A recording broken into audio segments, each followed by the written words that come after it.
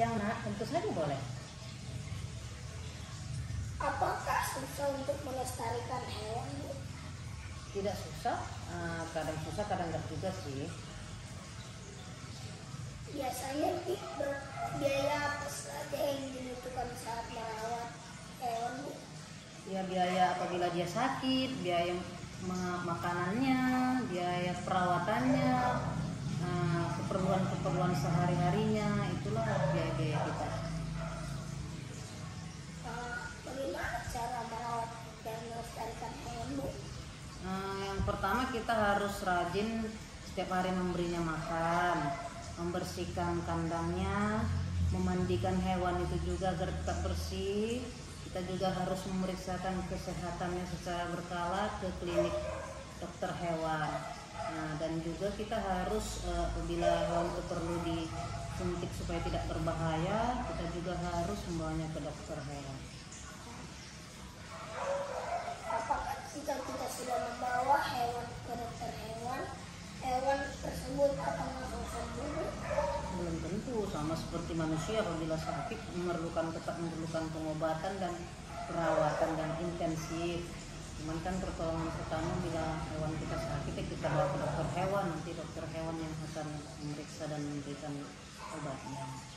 Apakah semua hewan yang telah Ibu pelihara semuanya berhasil, Bu? Tidak ada yang mati, Bu?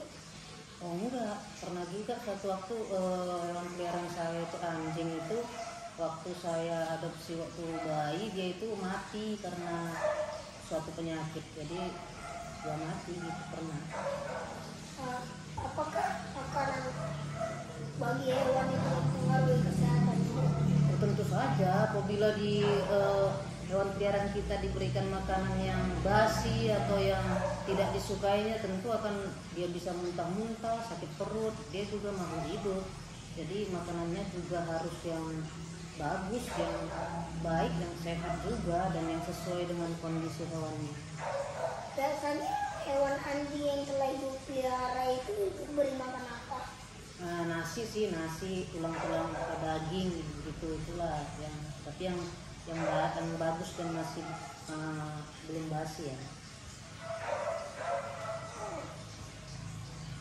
Apakah Ibu rasa susah untuk merawat hewan karena kan hewan itu membutuhkan biaya yang banyak, terlebih lagi jika hewan itu menyerang kita kan sangat berbahaya, Bu?